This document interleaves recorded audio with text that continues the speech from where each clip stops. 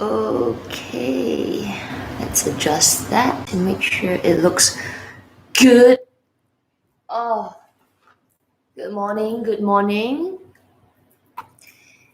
I had a rough start this morning. I think yesterday my knee wasn't feeling super great, so I wasn't sleeping so well. So I can see I'm so sleepy, so sleepy. Oh, gotta wake up, gotta wake it up, gotta wake it up. Good morning. Hope you all can hear me. Today I'm not having my what is that? Celery juice. I'm having coffee. I usually take a cup of celery juice, but I was so lazy to make the juice. So I decided to do something easier and make coffee. Good morning, Mabel. Good morning, Katie. Good morning, Iko, Doreen, Stephanie. Hi. Amy. Hello. Yes, Linda. Hello. Hello. Wow, a lot of you. Hi. Good evening. Good evening. Good morning. Good afternoon, wherever you are. All right, can you guys see? My hair is darker today. I dyed my hair yesterday. I couldn't take it. I went and buy like one of those home dyes, and I just colored my hair yesterday. So now it's darker, feels thicker. You see? There is two-tone, but that's because I covered this part of the hair. Morning, Clara. Good morning, everybody. Good morning, Chloe. Okay, let's put the hair up. So, what are we doing today? We'll do the usual. Little get ready so that we've got something to do. Now I'm going to put a bit of mask on. I don't know how many of you got your skincare with you. Hi, CY, Chloe, Jenny. I don't know how many of you got your skincare. I've got a bit of my skincare here, so we're gonna do a little bit of a, get ready in the morning and have a chat about Wishlist, talk about online shopping, and just have a chat. So, okay, I've just washed my face actually, so I really need to put something on my face. I washed my face every morning. I wash my face with this. This is the Holly Frog AHA wash. So what do I think? It's okay. It's nice. But for the price, it's an expensive wash. But I only squirt twice, and then wash it in the morning. I find that it takes off some of the dead skin cells, and it's a wish list chat. Yeah, but I'm gonna do it I'm gonna do two things, right? I'm gonna do wish list, skincare, online shopping, the whole deal, So hi Diana, good morning. Lisa, this chair, right? It's a huge chair. Let me just move the camera, you can see. Whoa. It's like one of those tall chairs. We just decided we wanted some. I was telling my housemate, I said that why don't we get something like a standout chair for the house. Honestly, I hardly sit in it. It's not the most comfortable chair. It looks good, but it's not really comfortable. Like the couch is more comfortable. So anyway, I'm going to use my little bit of mask. And we'll talk. We'll just wait for everybody to come on. So this mask that I'm using is this rice pack. I really like it. It's very unique. It's from Japan. It says here, rice pack for bumpy pores. It contains rice bran oil, glycerine. It's got sake in it. It's got rice bran extracts. It's got shea butter. And then it's got artichoke. It's got all kinds of pretty good stuff. So, hang on. So I'm going to just squeeze it out. And you can see. How is everybody doing? Ooh, look at that. Look at this texture. It's kind of like creamy yogurt. No, not creamy yogurt. It's kind of like curdled milk. Yeah, curdled milk. So we'll do a little bit of a mask and have a chit chat. Diana, I hope your knee's better. Yeah, actually, before all this lockdown and all this stuff, my leg was doing so much better because I was cycling every single day. I was doing my physio and, I was really consistent with the exercises. The cycling really helped. Then this lockdown happened, all the gyms closed, and I can see that my muscle was slowly getting weaker. And then last night, it just went I felt a bit of pain. So I was like, oh, all my hard work gone down the drain. So I'm feeling a little bit down today. But right after this live stream, I think I'm going to try and do a little bit of focused exercise for my leg and hopefully make it feel a little better.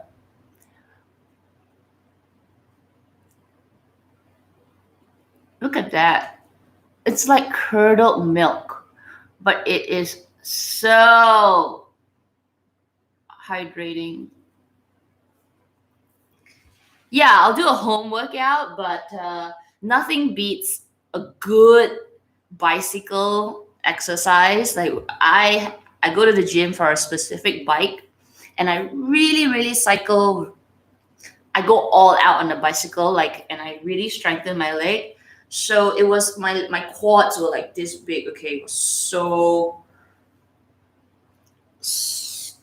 I don't know. It was so good. Okay, my legs were so strong. But then 4 weeks. How many weeks already? 2 weeks of no exercising. Man, Lisa Armstrong. Hope it smells better than curdled milk.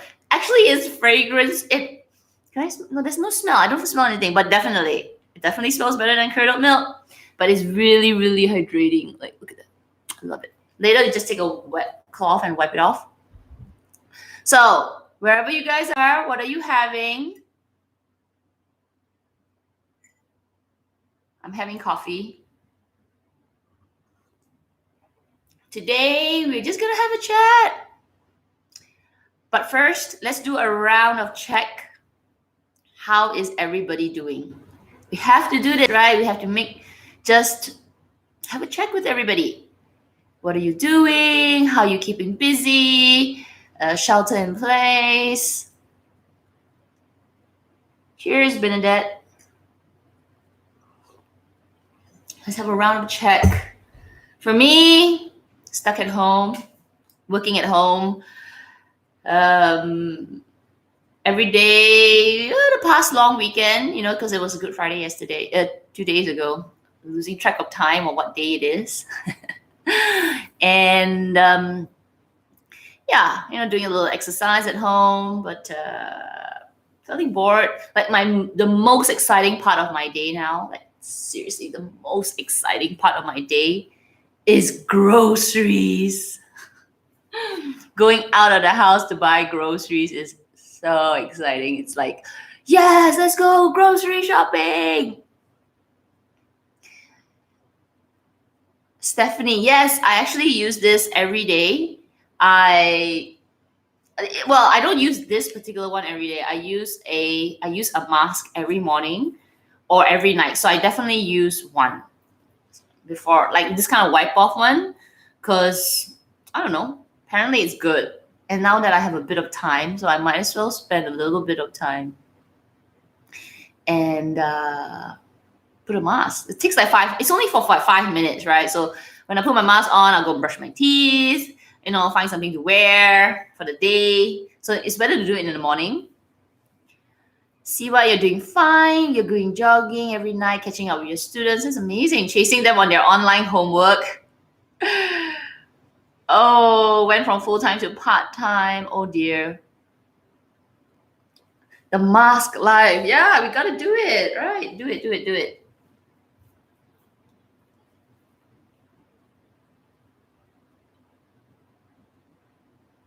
Okay, so let's talk wish list, huh? I don't think most of. Hang on, let me just see what is this. Okay, I don't think any of us. Are you guys shopping? Are y'all shopping? Have you bought anything? I personally have not bought anything. Well, other than buying a bit of hair dye for my hair, I haven't bought anything. Groceries, my grocery bill went up. I've been buying a lot of vegetables, minced meat, tofu.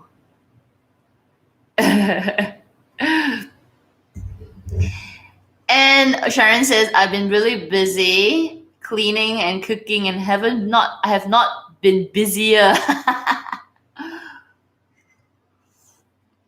Yeah, no shopping, no mood at all. True. I mean, yeah, it doesn't. Don't know. I. It's not that I don't look okay. Like, so we'll talk about online shopping later. But yeah, mm, I think my favorite, like the favorite part of my day is going shopping, like writing down my grocery list. Okay, we're gonna cook this and this today. Like tonight, I'm gonna cook fried egg fried rice with kangkong in English is called what? Morning glory. I think that's what it's called, right? This vegetable. It's called morning glory. Some places call it morning glory. Locally, it's called kangkong. I'm gonna cook kangkong sambal pelacan. So, morning glory fried with chili prawn paste. I think that's what it's called. Like a long name, but in Malaysia, it's called kangkong sambal belacan. I'm gonna cook that. So it's all about cooking, editing videos. I did some filming yesterday. I did some filming the day before. I'll do some filming today. And yeah, Dinah says, we need to shop and get takeout to keep small businesses open. Actually, I agree, So yesterday on my IG live, I was just chit-chatting, it was just a random IG live. I said that if you can, especially if you can afford it, you should, of course, save money. Don't go and spend, like, go to those Michelin star restaurants. They don't need us. Actually, those that need us are the smaller mom and pop restaurants that maybe they don't go online. They don't have an online presence. They really survive on the local neighborhood to give them, to support their business. So those are really suffering. And yeah, if you can, still go and eat there or no, I don't think you can eat there anymore, but you can do takeout from those places. It will really help them keep them afloat during this time. Yeah, so if you have, if you can afford it, and still that's one way to support these local small businesses, a little bit of food shopping. And then if there are any small retailers that you have around it, maybe buy from them instead of just shopping online all the time. That's what I think, right? If you can afford it. If you can't, obviously don't, but it's one way. Because everybody is going around, like all the news. If you read and listen and watch all the news, it's all about fully supporting the health workers and giving them lots of money. And I absolutely agree, because they are also struggling during this time. But there's also the other part that's also struggling, the smaller sole proprietors, the smaller SMEs that actually will be casualty in this situation as well, because they can't operate. They can't, people are not going to their restaurants or their shops. So, and they really rely on the neighborhood crowd. So anyway, if you can afford it, it's actually really important to, once in a while, call takeout from them, right? Like, hey, I'm coming to grab my favorite char siu or something, Yeah, it could be a small cafe as well. So anyway, yeah. Here in Singapore, I try to go to there's one, in addition to cooking, there is this one hawker restaurant like down the road, and it was funny because when I went there, they told me, their business went down. I don't think they're very small, but they're like they only got one outlet, so it's probably a local owner, few people owning it. So they cook like very traditional, very local dishes. A dish and you eat it with rice. It's very very Malaysian. So funny thing is, hi Melody too. Hi Sue. Good morning. I've got my mask on. Just let you guys that came in a little bit. This is the mask that I'm using. Again, I wanted to use a different one, but I have been really liking this. It makes my skin feel so good. So anyway, coming back to that restaurant, the first time I went there to order food, so because I am not local in Singapore, I'm Malaysian, so I don't speak Mandarin. So when I went there, I took the menu and I ordered the black pepper beef with rice, and I ordered kangkong malai chan. So I think it's the way I ordered the second dish, the kangkong, the vegetable. The lady looked at me. She's like, she asked me in Mandarin, because she's like, Singaporean, where are you from, basically, where are you from? She said to me, I can't speak Mandarin. So I said, I'm actually, because I'm very concerned. Sometimes I don't really answer properly. I'll be like, ooh, are they gonna not serve me correctly if I say I'm not Singaporean? So I said like, I stay in Singapore a long time, but I actually am from KL. Then she suddenly changed her tone. She was like, she talked to me in Cantonese. Oh, KL, Yana, KL can speak Cantonese. Then I looked at her, I was like, I'm from Malaysia, KL. I mean, like, how did you guess that I'm not local? She said that, the way you ordered that the vegetable is very Malaysian. I can't remember how I ordered it, but apparently Singaporeans, if I have any Singaporeans here, you don't order kangkong malai chan. You don't say this, kangkong malai chan.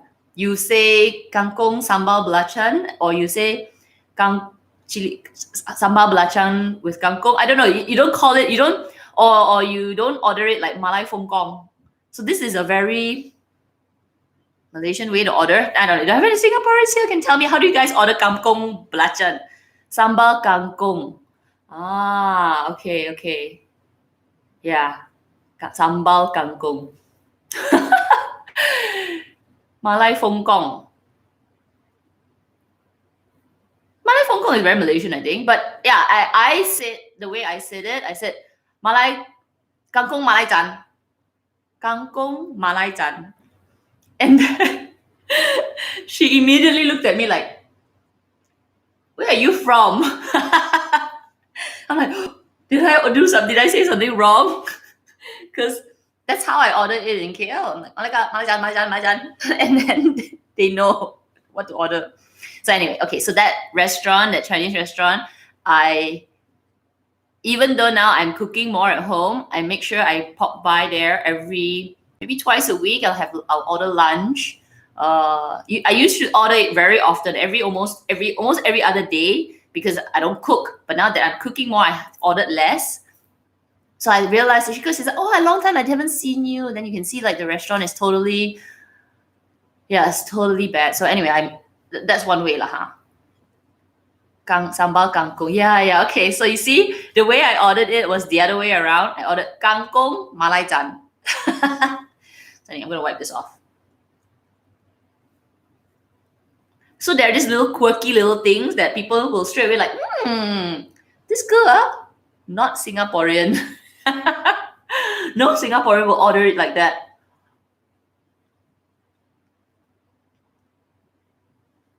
Kangkong malai chan. Fokkin Min. We'll order it something very different, very very local. We use local words, not local Singaporean, local Malaysian words. Then the restaurant people look at you like. So I found out that restaurant, they were actually from Ipoh. the few of them, they said, "Oh, I came many years ago already. 20 years ago, I was from Ipoh, moved here." Then I was like, "Oh, fellow Malaysian." No wonder she knew.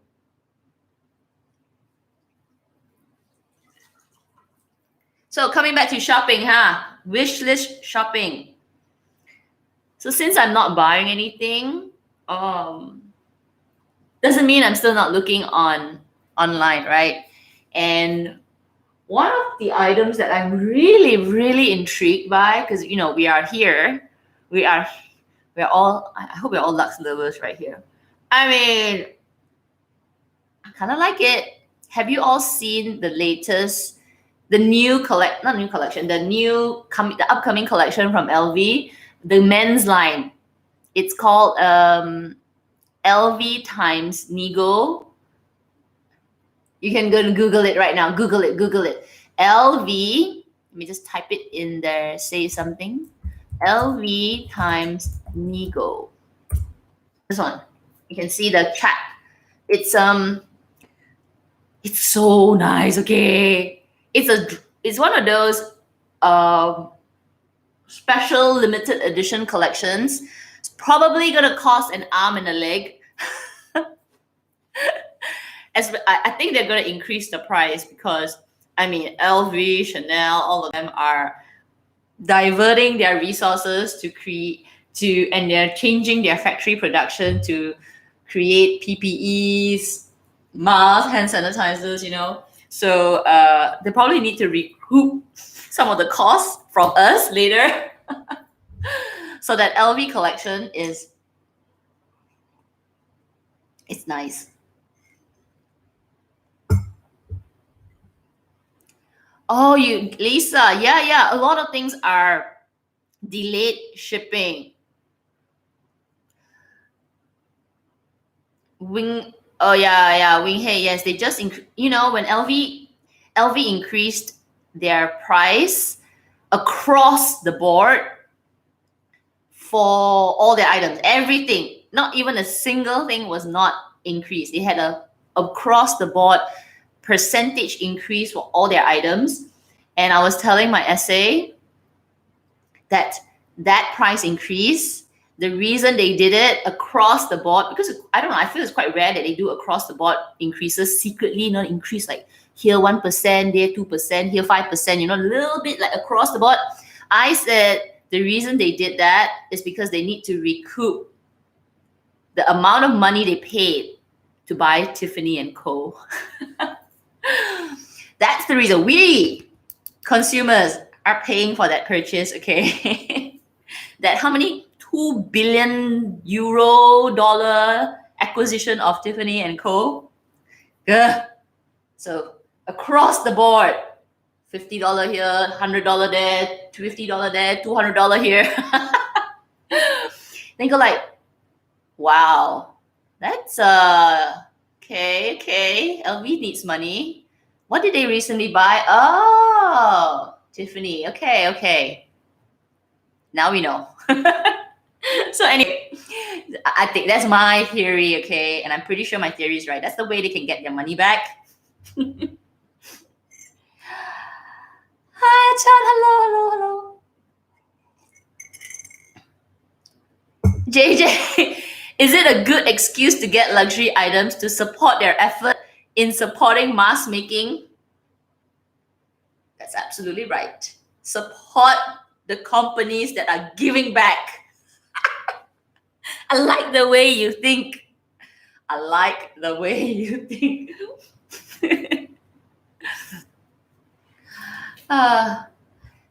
So anyway, yeah. So I mean, that's my conspiracy theory, okay? Because I don't remember LV doing such a huge across the board price increase. Normally they'll go like certain collections, then maybe they increase all the luggage items, then they'll increase maybe all the men's line, they'll do all the classic items will go up, a little bit like that. But this recent price increase that happened like that, like secretly over a weekend, like boop, and I was like, everything went out.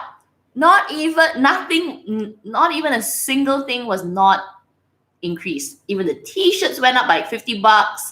Even the small little earring went up like $10. There was one item like an agenda. The week before it was like $350. And then the next week when I went and pick it up, it was $360. Like $10. Dudes, what? Just leave it alone. Leave it alone. But no, everything. So I'm telling you, trying to get money for something. Okay, so let's put some, I'm going to put, okay. Oh, I don't want to put this today. Okay, I'm going to straight away go into my SK2 treatment, facial treatment repair C. So my face is quite, I really like this mask. Feels very, very hydrating. It feels like nice and plump. So now I'm going to put this facial treatment repair C. This is like a concentrated, like thick serum version of the essence. Because I think 3 nights ago, I used a little bit of Retin A, so my skin feels a bit soft.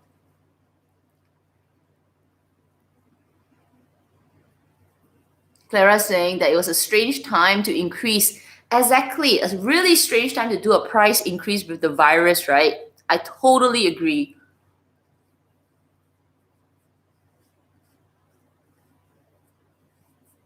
Devil's Pie. The new Burberry TB logo or the old Burberry Check Nova, which do you prefer? I'm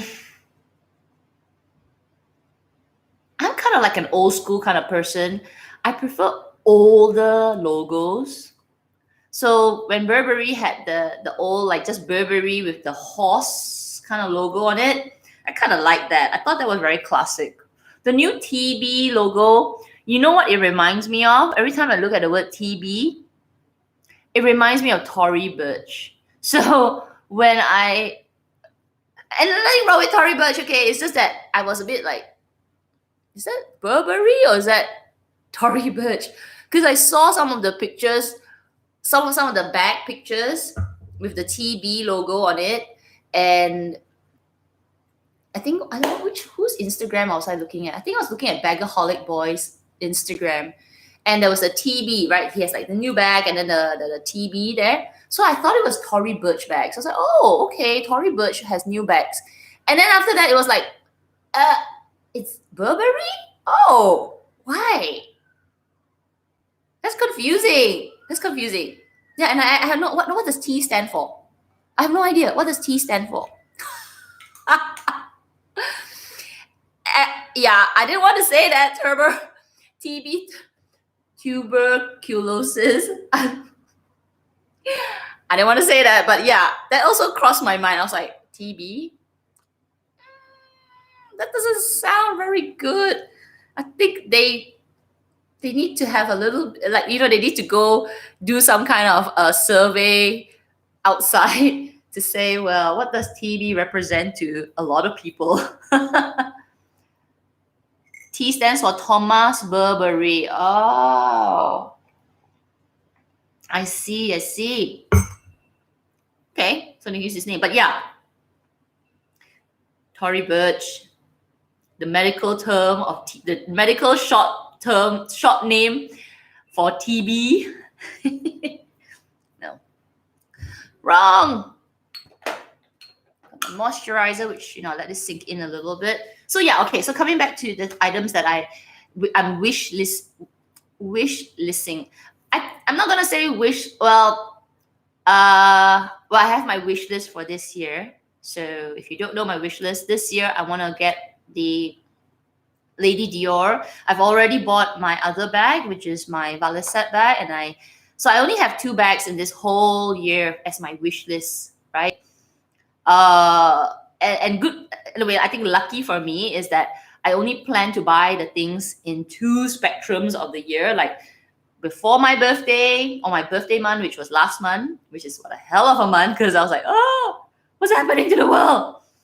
Then the other item, I plan to buy it towards the end of the year. So, not necessarily end of the year, but if I want to do a like haul on my YouTube, it's going to be at the end of the year. So you might see You might not see an unboxing of a Lady Dior at the end of the year because I only want to do 2 unboxings a year.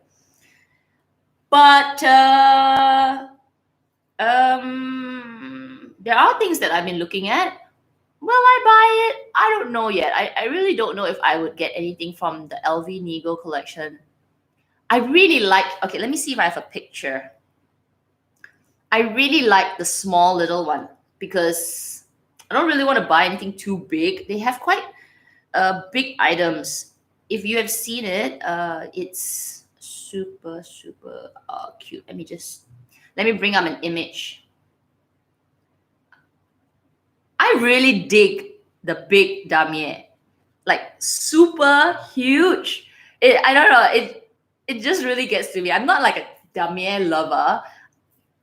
I know, right? In LV, you either love damier or you love monogram or you love the damier azur, like damier azur, damier ebin, and the LV monogram. I'm more of the monogram. I prefer the monogram, and I'm not really. Well, do I have any? I don't actually have any damier ebin pieces. No, oh, I have one. I gave that to my mom. Laura is saying, oh my God, I'm doing the same online consignment shopping and putting things in my cart and going back and look at them. Yeah. That's what I'm doing, just playing around with. I'm trying to look for, okay, there it is. It's not the most clear one. Let's try and look at this one, this piece.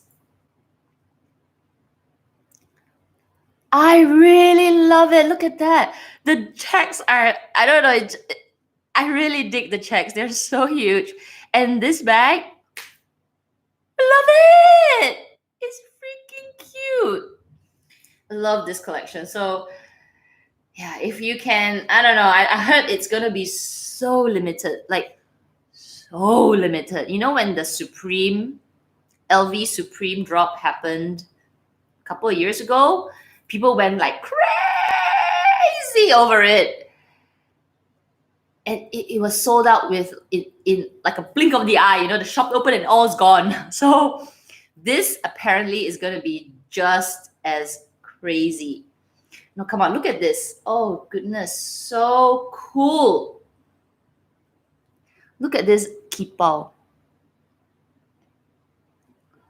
It's got like this melting honey section and then the big damiers. Obviously, I won't get the kipao. Like I bet this kipao is going to be 3 times the price of the normal kipao. But this guy, and then if you're, oh, look at this backpack is so cool.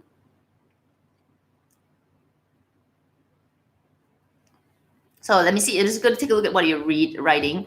JJ says, I just sold my LV Speedy 25 away on consignment and bought my limited edition Loewe puzzle with that money and top up a little bit. Wow, congrats. Congratulations on your new purchase.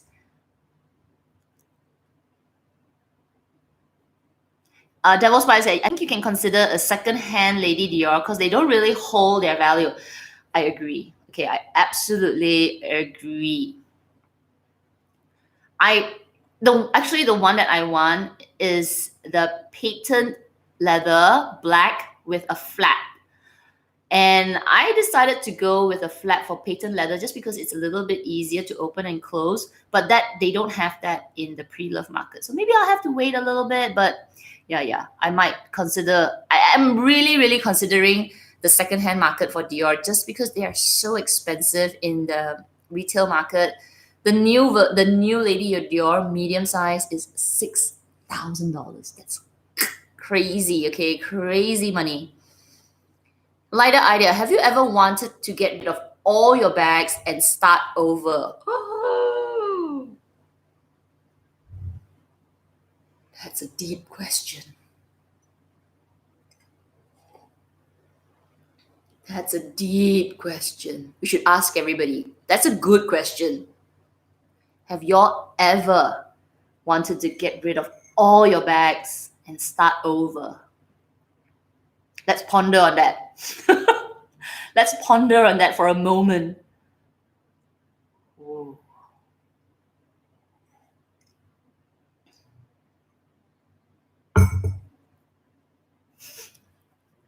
So we've got answers are coming. Chloe's like, no, never.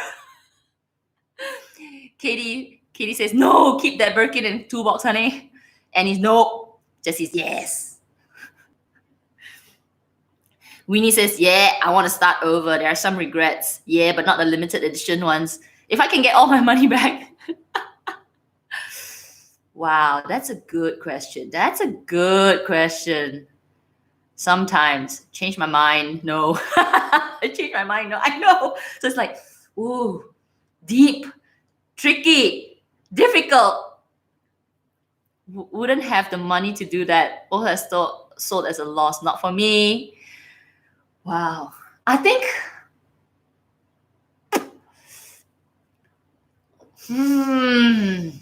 I think it's gonna be a no for me. But I won't mind turning back time and reversing those problematic purchases. Those that I'm like, oh, dang. Because most of the problematic purchases I've already sold. So turning back time, yes. But if I am standing here today and said that, all right, we're redoing this, we're wiping out everything, sell, get all my money back, and then redo. I can't. I don't think so. Because, for example, that Valisat BB that I got, oh my goodness. The effort, the sheer determination and constant bugging on my essay, like, did you get it? Did you get it? Did you get it? Come on, did you get it? Did you get it? I need it. I can't get that feeling back, okay? Because yeah, so that the chase of certain items, I can't let go. Like, no. And then like my Chanel round clutch. No. I got too many little unicorn pieces that no, I can't. No. My Speedy multicolor. Oh, get rid of that. Never.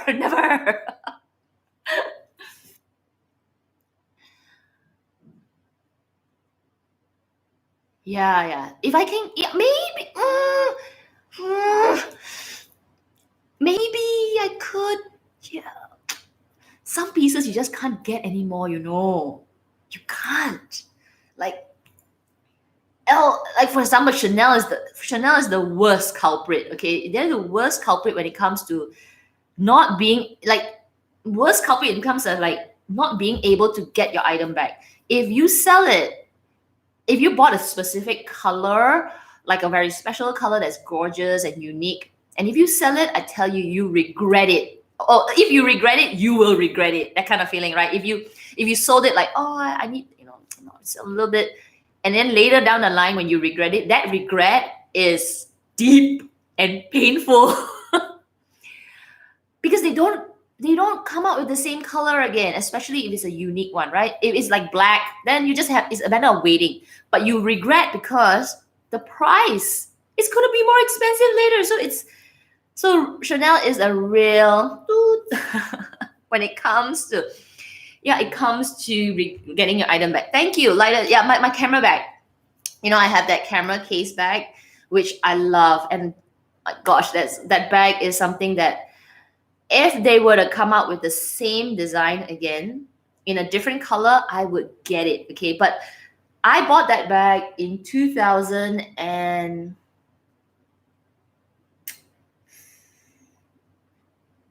14, 13, and they haven't come out with the same design again. It's a gorgeous camera. It's like it's a good camera size bag, beautiful chain, lambskin, like wow. And if I convert the money, like if I bought that bag, I would convert it right now. I paid maybe about 3,000 Singapore dollars for it. No. If they recreate that bag again, they're not gonna price it at 3,000. No way. They're gonna call it 4,000 or 5,000 because that's the price now. So yeah, I don't think I'll redo it. No. I can't risk it. No. Chevron print. Oh, it's gorgeous. Then this dumb this dummy had to damage it, but it's okay. Fine. Never selling it. Somebody sent me like a picture of how I could remove the dents. You know, you get to steam it and everything. I've tried, but you know, I'm really careful with it because it's not pure black. It's iridescent black. Like if you look at it up close, there is a bit of shimmer to the black. So when I tried to steam it, you could see the shimmer part kind of like, I don't say faded, but it became less bright. So I was like, oh, okay, this is not a pure black chevron leather. It is it's got a little bit of shimmer iridescence at the back. So, oh my gosh. Yeah. Winnie says, I need to do my entire collection now. I have a handbag collection, babe, video. You can check it out. Though I did sell a couple of bags.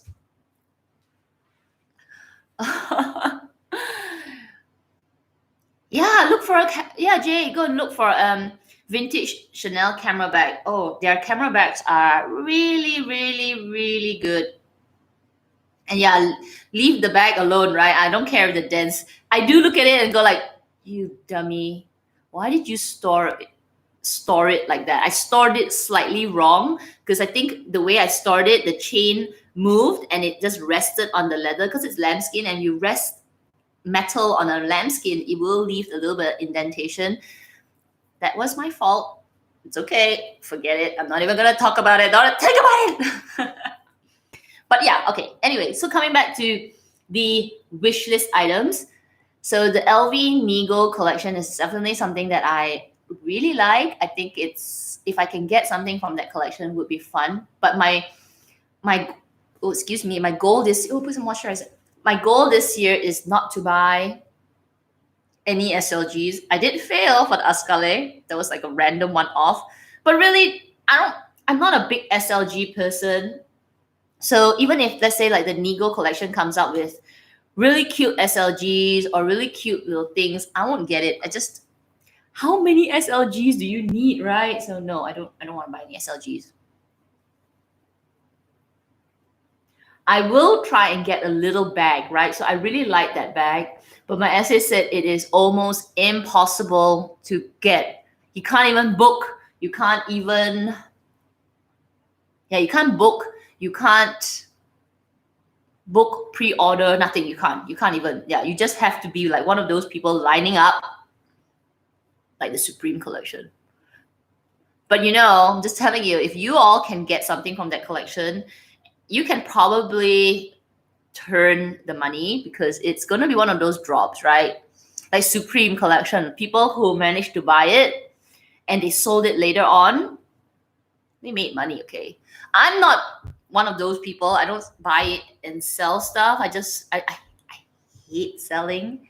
I really, really despise the whole seller buyer thing. So, which is why I rarely want to sell my handbags. Yeah, unless I'm desperate or I'm so sick of the thing in my collection.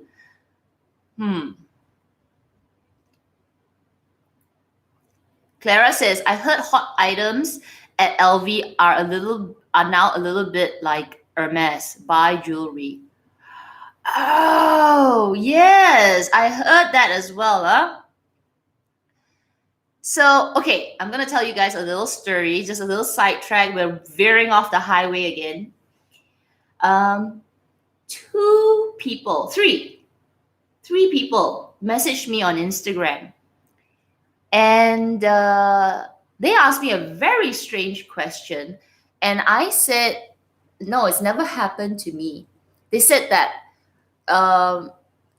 one was asking about the bum bag, and another person was asking about the multi-pochette. Two people were telling me about the bum bag, and one person was telling me about the multi-pochette.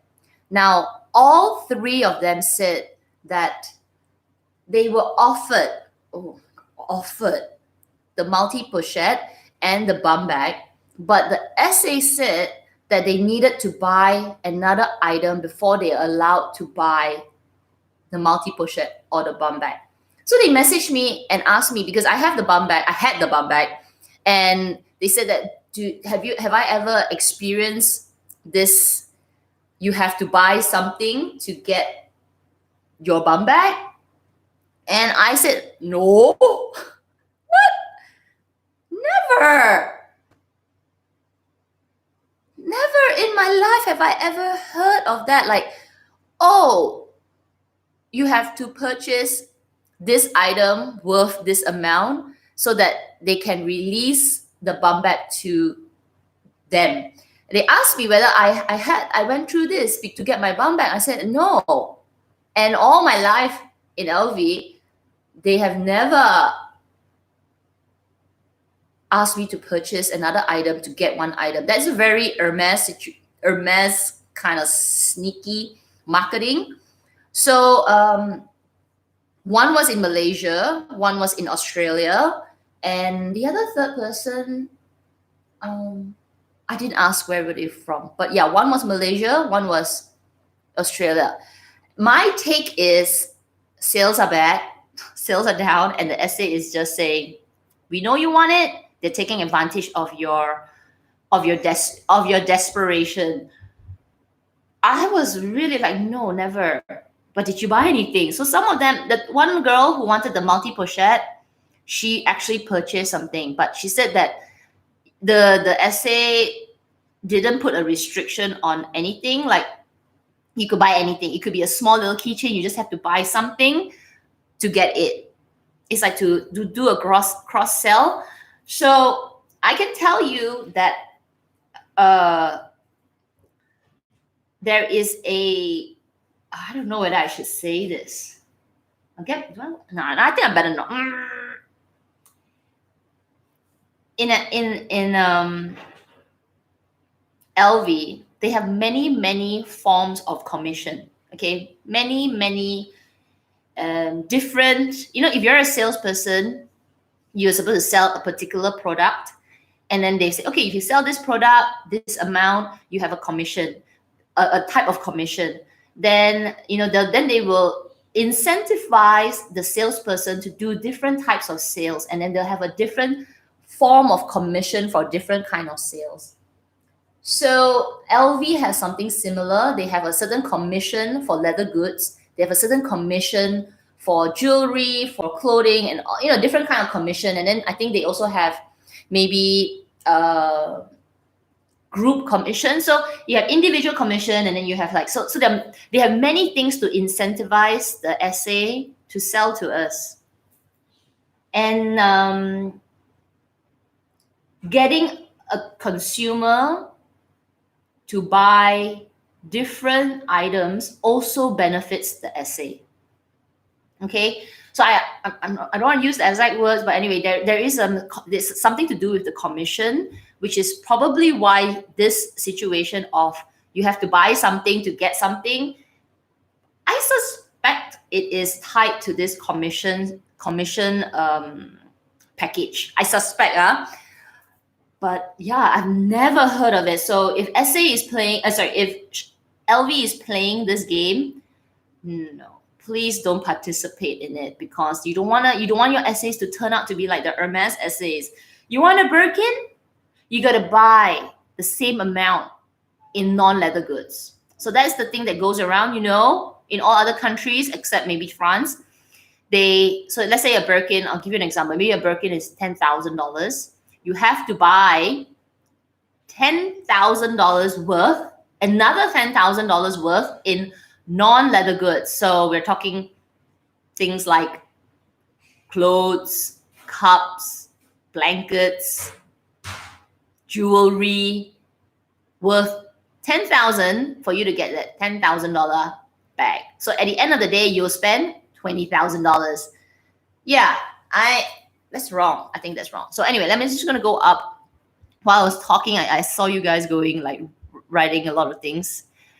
I have a great for the love of bags. I have a great essay, and I don't think she had the nerve to ask me to purchase another item. Me too.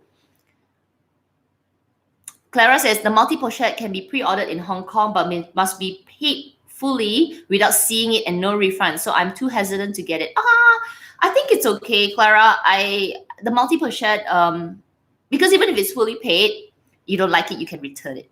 Okay, but I think that's all right. Better than asking you to buy two things, right? That's not right. Devil says, a junior sales, I got my bum back through an essay without buying any other stuff. Yeah. So I think there is something funky going on with these 3 cases. But people, if you ever experience this, I swear you shouldn't do it. Don't be so desperate to buy, because when you participate in this, I buy something else to get something else, you encourage them, okay? You encourage the essays to keep going with this scheme. And there will always be the item, okay? It's not life or death. Don't do it. Don't get caught up in this. In fact, I would report it. I would report it. This is daylight robbery. You're forcing me to buy something that is totally... I will report it, okay, to consumer rights. I say, why are you forcing me to buy? You say it's company policy? Show me the company policy. Yes, disgusting. Hermes is because they've been doing it for so long. And yeah, they've been doing it for so long. And, the game is set in stone. You know what I mean? The game is set in stone. It's well known, and it's really hard to fight it, right? So forget it. But for LV, this is the first time I've heard of this kind of thing, and it sounds like some kind of desperate case of getting more money from you. Do not participate in it, okay? Don't let it happen. If it is, my God, make a big fuss out of it. Don't buy that item. Buy online. Seriously, buy online. I would report it, man. I would seriously report it to the consumer rights and say that there's something wrong. They said it's company policy that I need to buy something to get something. I'm going to report it. I'm going to get... But it has not happened to me. And I'm really thankful for that, because I would be so pissed off. So anyway, this didn't happen in Singapore. So the 2 cases that I heard, one was in Australia and then one was in Malaysia. So what? No. And they use what? They use very, very highly sought after items to scheme you. And when you're desperate, you waited a year for it, you might do it. You know what I mean? You wait, I want that bum bag so badly. Okay lah, one thing lah, $200. That is where we go into a deep rabbit hole, because other essays will be, it worked. I'll do it as well. Please, don't do it. Don't allow them to have this kind of terrible selling tactics. Debbie's Dilemma says, you will never be able to fight Hermes for these sales techniques, because there are too many people who feel the need to be important and want to show that they have a Birkin and Kelly. And not only that, Debbie, there are a lot of rich people who can afford it more than you as well. Who will say, it's okay, I don't mind buying because I will buy it eventually. I'm telling you, because you might really love the brand. So you might say, okay, it's all right, I don't mind, because eventually I will buy a plate, I will buy the blanket, I will buy things. So they don't feel like it's wrong, because they do genuinely really encompass the brand. Because I think Hermes has done something really, really right. It's exclusivity, it's the whole lifestyle. So even for me, I really, really, maybe one day I want to get a pillow, just that I can put a nice little pillow like that. Oh, that's really nice. There are little quirky things that they have it just makes it so luxe, so lush and luxe, and just like a little treat. So yeah, they've done it right? So you want maybe a little cup, like a little really super luxe $200 porcelain Hermes cup that is looks so gorgeous on your work table. There's little things like that. So over the many years, maybe we would have bought a few things like that and have done it right, because it's the whole lifestyle. But sometimes when you get offered that Birkin, you go like, well, we might have to speed up the purchase, buy the blanket, buy everything. So there will be people who do it, but they did it right, in the sense that there are things that make the whole experience a little bit more luxurious. But LV and Chanel, please don't follow that, okay? Because you don't sell furniture, you don't sell cups, so don't make us buy other things. Anyway, that's my thing. Yeah. There's Debbie. There are so many people that have seen more money than I ever see in my 10 of my lifetimes. I'm like, wow, where do you get so much money? I scratch my head like, look at my bank book like,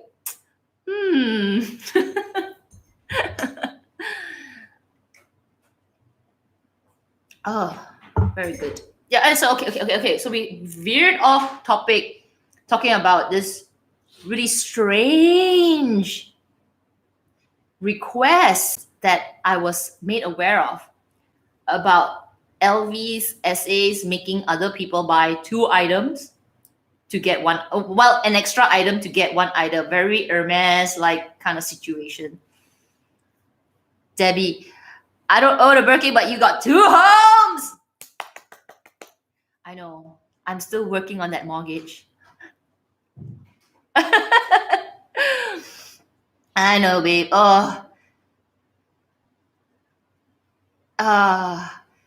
No mortgage, me and my husband, we finished 1 mortgage, and I can't tell you, the feeling of finishing off is like nothing, man. It's the feeling is like,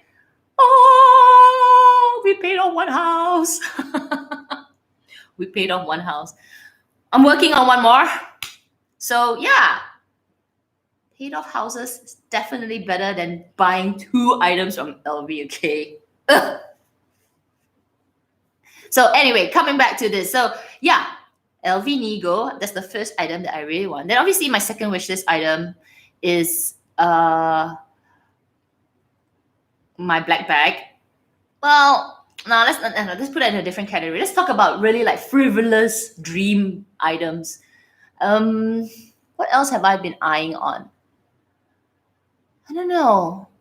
I think that's the only collection I've seen so far that really sparks like joy. Like, wow.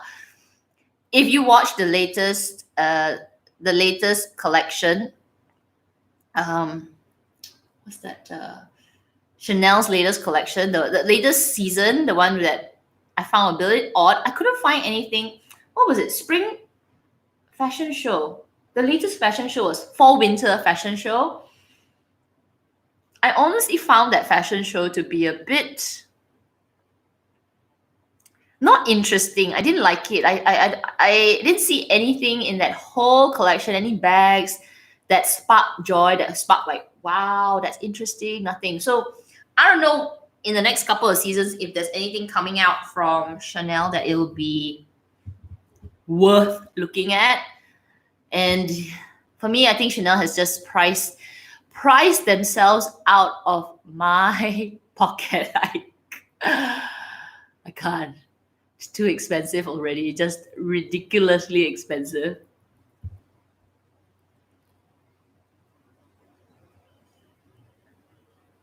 Chloe says, Debbie, that's actually the right thing to do than owning a lot of expensive purses and not owning your own house. Absolutely. Okay, absolutely.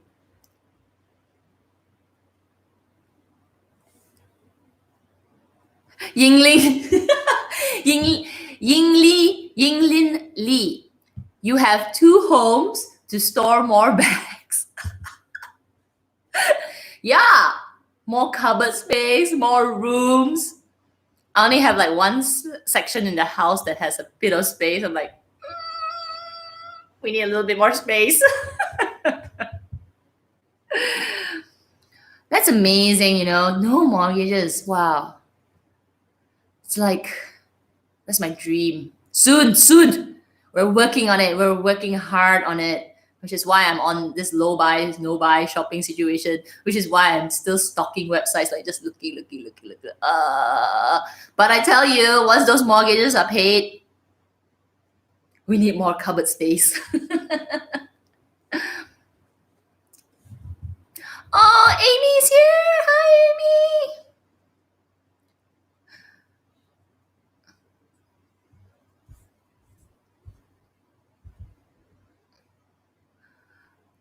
I'm just going up and taking a look at all your messages. Oh, Laura's asking, do I regret selling the 30 Montaigne? I fell in love with the bag and that's all I wanted to get this year, but I'm a bit scared now that you've sold it. Okay, so for people who saw that I actually sold my Dior Montaigne bag. Now, if I don't have a mortgage to pay, I'd repurchase that bag in a better, happier situation. I actually really, really love that bag.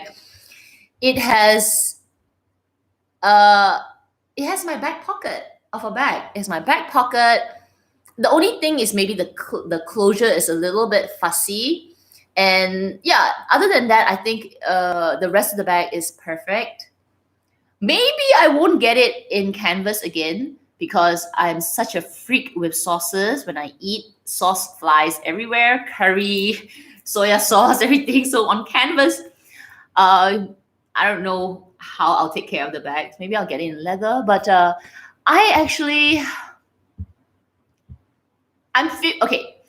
How do I say? Do I regret selling it? I want to say I don't regret selling it because that bag didn't bring me. Every time I used that bag, it didn't bring me joy. I was just so. It was an emotional purchase. So letting that bag go also meant I was kind of like letting go of this bad feeling, this bad memory, this bad experience that I had in Japan. And not bad experience in Japan. Japan was fine, but that whole thing, right? That whole bubble of thought that I bought. So letting it go was also a bit of I don't regret it. But in terms of a bag, like just the bag, I regret it. Like I really love that bag. But every time I look at the bag, I'm like, ah. I think back about Japan. I think about my fall in Japan. I think back about how difficult it was. I thought about how I broke a promise to myself. That's how I look at that bag. So I don't regret letting that experience go. But if you were just talking about a bag, I do. Like, you know what I mean? So I'm trying to separate the two situations. So maybe in the future, I will get that bag back. It's kind of like the two bags actually in my whole collection. I can tell you that I would love to repurchase. I pray that they will never increase the price, but it's really hard to do that, huh? One is my Chanel Gabrielle bag. Really want that back in my collection.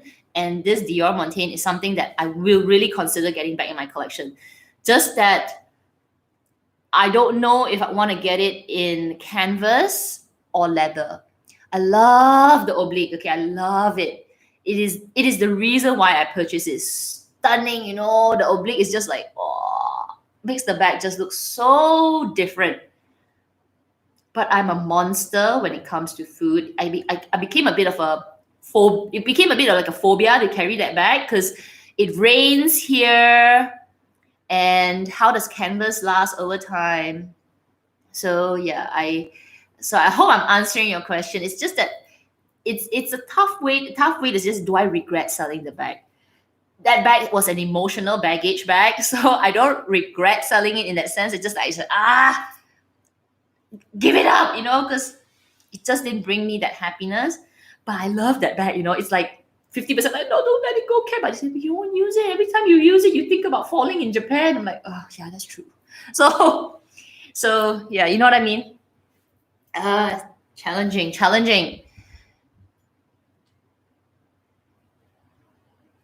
There's a black oblique now? Really?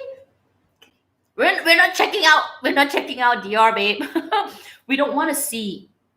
And then see. We don't want to see. We don't want to see anything. Just in case I'm like, black might fit my black bag criteria. Yeah, so Laura, I hope I'm answering you right. If you're just talking about a bag, yes, I wish I didn't have to sell it, but it was an emotional baggage again. It was like, ugh, terrible. So maybe when my house is paid off, and I'm flushed with additional spare cash. Oh my gosh, there are some bags that I can't wait to bring back into my collection. I love it. Stunning. I love the strap and everything. Oh, okay, but yeah. Gal says Dior doesn't do anything for me. Oh, for me, it's only certain bags, not everything. Yeah, not everything. I feel like their style is, like for example, the saddle bag. No, not my thing. The book tote. No, not my thing. I like the Dior. I like the boxy bag because that was nice. Other than that, I don't know. Not everything is nice in Dior. And another thing about Dior which creeps me out that I don't actually like to go into the Dior store is how extremely friendly they are. Can you imagine that is a problem? Can you imagine that overly friendly and sticky essays are a problem? I don't want to be treated badly, but I don't want to be treated as if I've known you for all my life. So I am so fussy, right? Because they come to you like, "Hi, how are you? Would you like some drink? Some coffee? Coffee? You want coffee? You want to sit down? Take a seat. Take a seat." Then I'm like, stay away from me. Stay away from me. Do you want orange juice? Water? Warm water, cold water. I'm like, Yeah, so overly friendly, like so stop those shop people that just they cling right here. I'm like, dude, you're too close. Social distancing. They don't treat me like that. No, come on. They do. Every time you walk into the Dior store, they're extremely they're smiling from like here to here, like hi, would you like to see anything? Would you put your bag here? Can I get you some drink? Orange juice, warm water, tea, coffee, plain water. You want plain water? Is it room temperature? Like, I'm just looking. Then you got the essays from Chanel, which is the totally other spectrum where they look at you like, oh my god, then you're like, talk to me, please talk to me. But I feel like the LV is in the middle. Some of them are snobbish, some of them are like kind of friendly, then some of them are like, hi, yep, hi. And then they walk away. I think those are just nice. Okay, just right.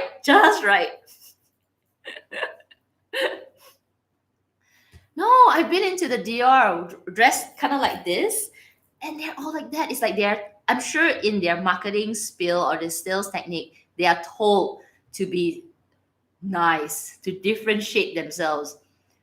But dudes, chill, okay? When I go into any store when the essays are overly stockish, I actually step out. I just can't. I can't. Because I need my space. 2 meters away from me, okay? 2 meters away. Too close. You're too close.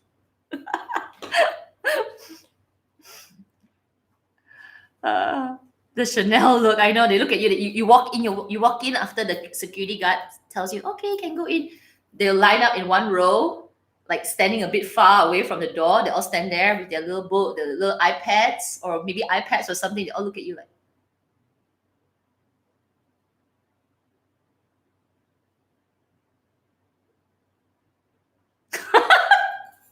I'm like, what am I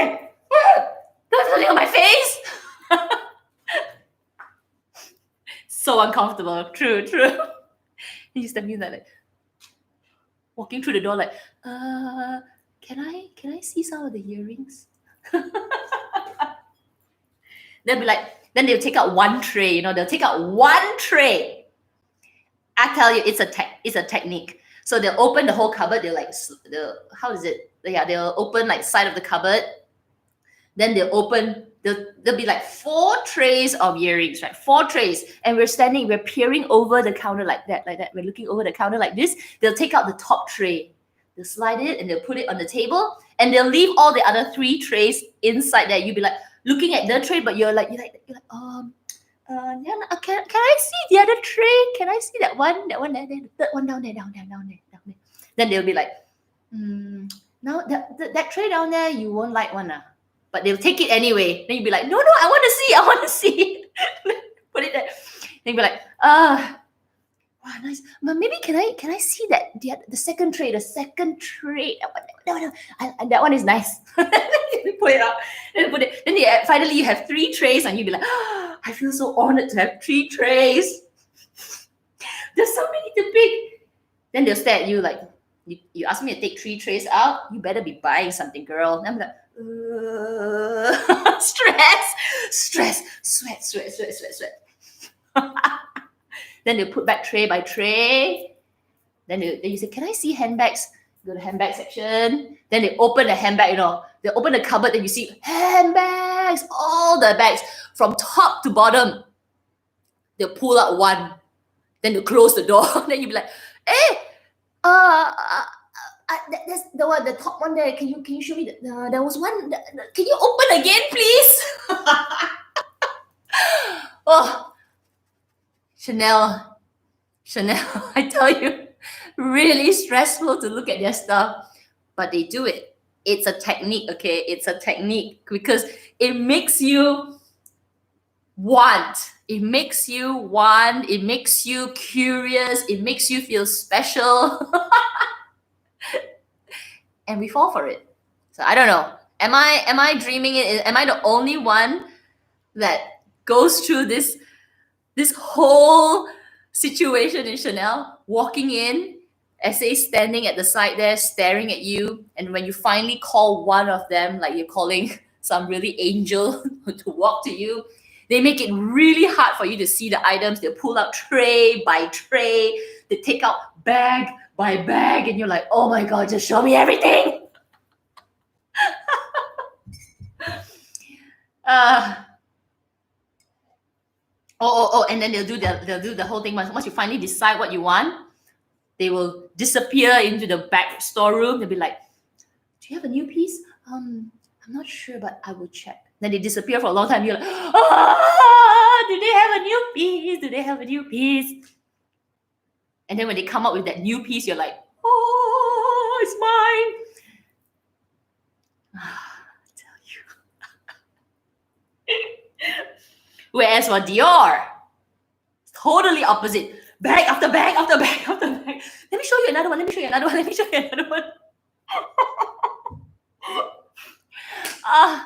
I honestly felt that experience because when I was there at Dior about, I think late last year, I went in to look at the Lady Dior in a special limited edition with the whole stitchings and everything. I only asked to see one. I said, can I see that one up there? So it was like they had stitches on it, like it's really one of those limited edition, rare ones. And he took it down. And because I was standing there admiring, like, wow, that's very nice. Then the guy got super excited. The SA got super excited. We have many more, I'll show you the other designs. Goes to the back. Next thing I knew, the whole counter, I had like 6 limited edition pieces to stare at. I was like, okay, now I'm overwhelmed. Now I'm not buying anything because I'm like, he's like, this one is from fall winter, this one, and then this and this and this. I was like, okay, yeah, thanks.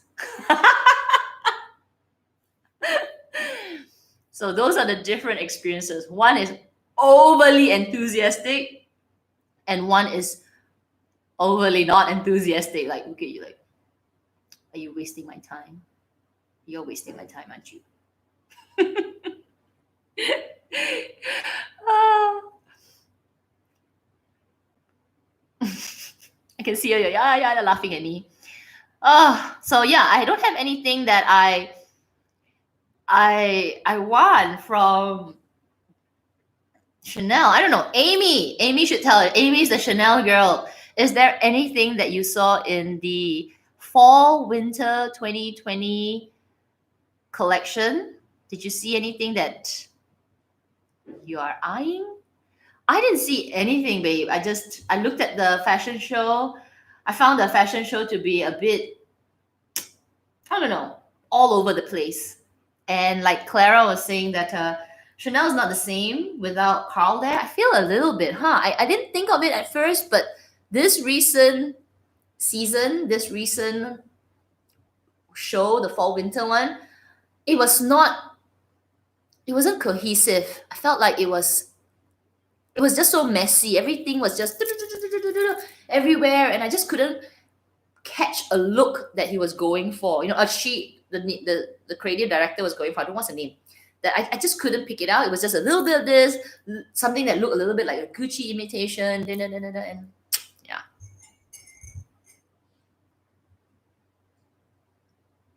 Serena is saying maybe that's why you've yet to get your Lady Dior. It could be, the over friendliness and over enthusiastic sales associates makes me even more confused, because maybe I actually would have bought it already, because I saw this one Lady Dior had a star stitching on it. It was one of those like seasonal pieces, and I thought, wow, that is a really nice Lady Dior. Very expensive. I wanted to see that, but the guy ended up, I don't have a picture of it, but it was so funny because he brought out all the limited edition pieces. Let's see if I have a picture. And I took a photo. I was like, that's a lot of bags. That's a lot of limited edition bags. And I got really, really confused. It's funny. So yes, so that is I've only got the Neagle collection that I kind of am thinking of. Nothing else. Yeah, nothing else. What are you all looking? Me lucky too. You enjoy the mistreatments from Chanel. Cat is a dysfunctional relationship. I know. It's almost abusive. It's almost abusive. It's like, treat you bad. You want me more. Like, show it to me. Show me the tray number 3. I know y'all know what I'm talking about, okay? I know y'all know the earring situation. The whole opening the cupboard, showing you all the, like, you can peep, you can see the trays, right? You can see the trays there. You can see it. It's like, ooh, ooh, ooh, ooh. And there you're peering over that glass partition. You're like this, you're like this, you're like that. Can I see the studs? The studs. And then the girl takes out the one on the top. And then as she pulls the top tray, you can kind of glimpse the second tray, which has some studs. But they're dangling. There's studs and dangling. You're like, wait, the second tray got studs also. Can I see over there? Yeah. Can you bring that one out? Thank you. Well, then as she pulls out the second one, the third tray has some dangling and longer. Wow, actually that dangling, wow, that one's quite nice. Can you take the third one out as well? Goodness. And they know that you're desperate. They smell it. They smell the desperation. Kelsey want to go shopping with me. So funny. Yeah. I feel very like stressed, and I'm like, now I'm sweating thinking about it, because this situation that I feel like I'm joking. No, man, I'm not joking. I really go through it. I'm like peering over, like, wait, add to it. If there's a person next to you, she's got tray number 4. You're like, as you're playing with tray number 1, you're looking at tray number 4. People, you're crazy. You're like, yeah, can I try? over there. And then if she holds one pair of earring, you're probably looking at that earring as well. You're like holding this earring to your ear. Like, that's nice, huh? The one you're holding is nice, huh? Can I see that one as well? Can I see that?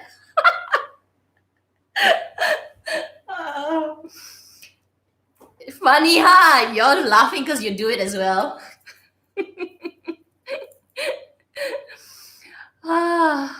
It's funny. I love it. I love Chanel. I love the whole stressful experience. LV doesn't really give me any of that. LV is quite, plain, quite I don't, it's like, not to say, what's the word, like, you cannot, not to say not memorable, it's not significant, there's nothing funny about LV. LV is just, you go in, it's just like, nowadays they take your temperature, they're like, can I take your temperature, who are you looking for? Oh, Richard. Oh, okay, we'll call Richard. Richard, your customer is here. And then they'll call Richard, come right here. Hi. And that's it. So you're like, okay.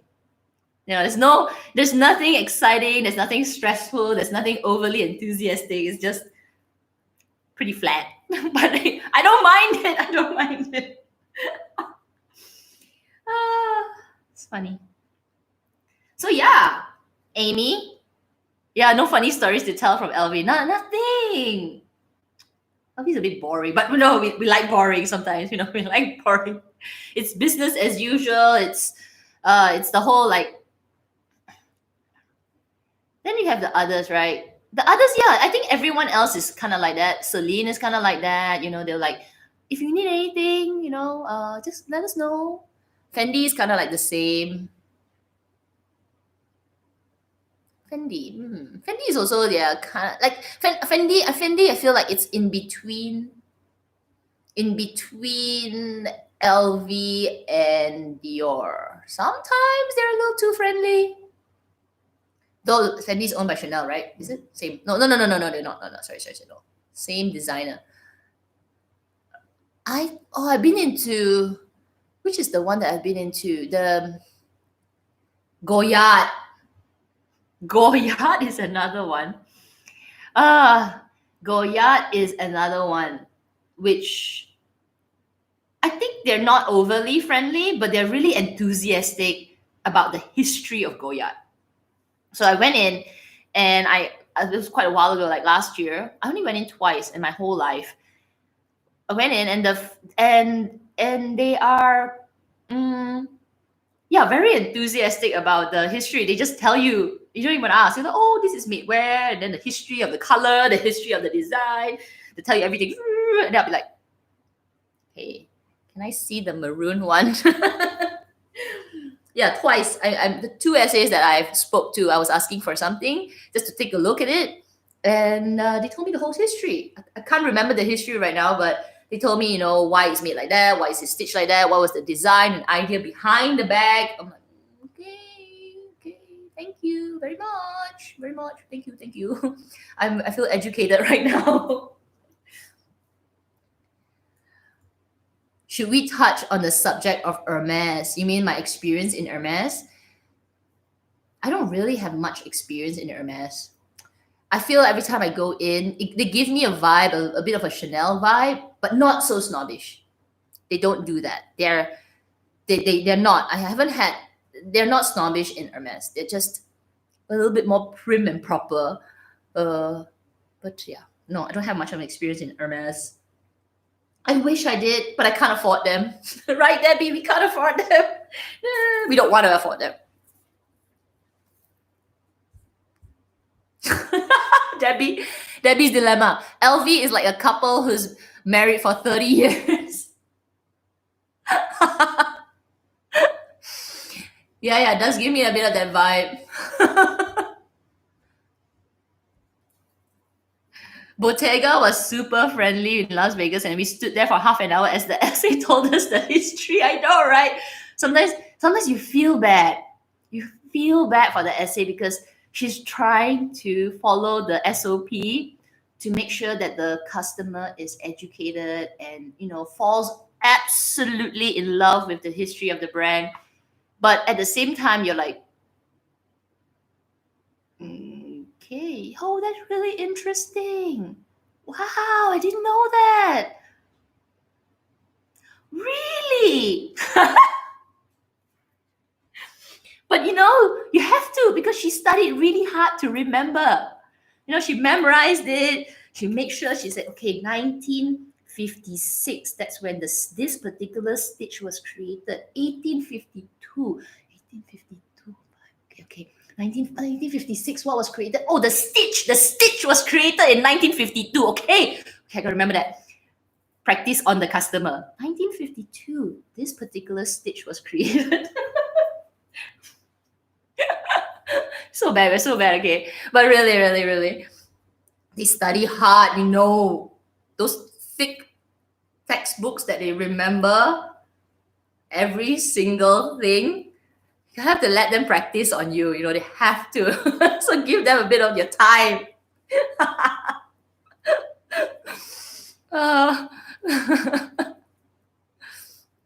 That's so funny. But yeah. Some of them tell you the history, somebody tell you about the designers, some tell you about the thought process behind the creation of this print. They need to know about the current creative director, her history, her philosophy. They they need to know everything. So it's funny. Sometimes when I go in LV, I tease like Richard. I'm like, Richard, so tell me about this perfume. To be perfectly honest, I don't care. But the poor guy is like, oh, this perfume is created because the inspiration behind the smell of this perfume comes from a few roses and then the notes are and the poor guy's like I'm like, poor thing. Poor thing. It's okay, like Richard, it's alright. I kind of he's like, then after that I'm like, what about that shirt? Who created it? Then he'd be like, oh, this shirt, when Virgil tried to, create the design, and you can see the guy like trying to remember all the sales pitch. But honestly, I couldn't be bothered. It's just that I was like, oh, okay.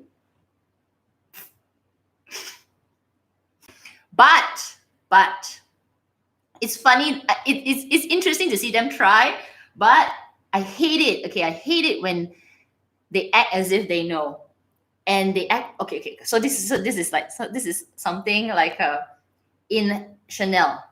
So some of us are very educated in some of the leathers because we love it, right? We love we love reading, right? We through Instagram and all. For example, the Chanel 19.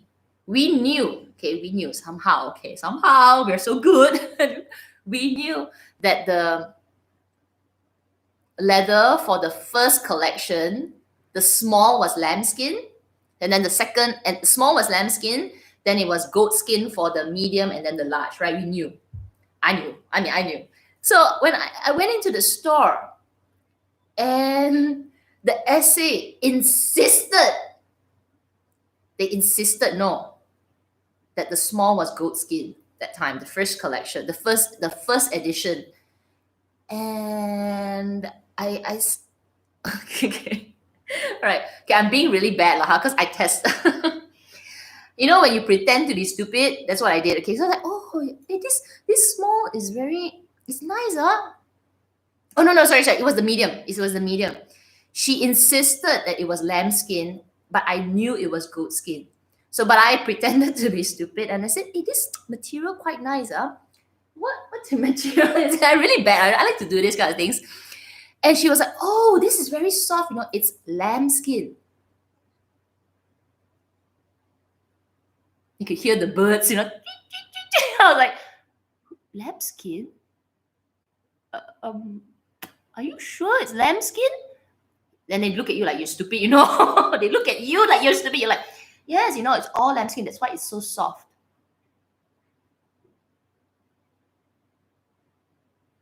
Are you sure? Because I think it might be goat skin. That I press it a little bit. She's like, no.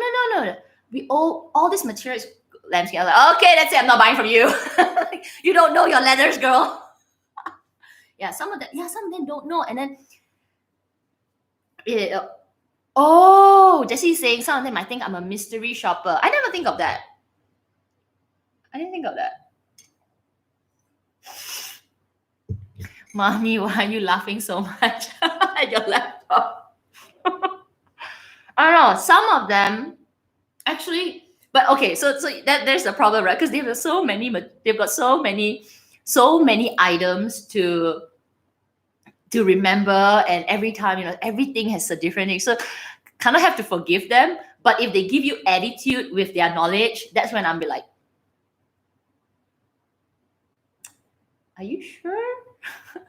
Because if they're like, I think it's lambskin, you know, I'm not really sure. I'm cool with that, right? I'm cool with that. But whole like, it's lambskin. I'm like, no, girl, it's goat skin. Then I'm like, it's goat skin, you.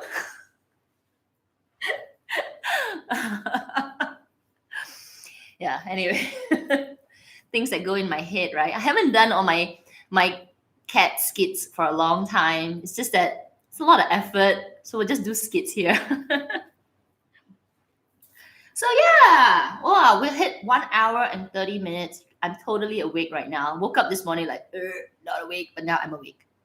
I actually didn't know. I don't know whether Chanel and LV and all these high-end luxury shops, they do this kind of mystery shoppers, do they?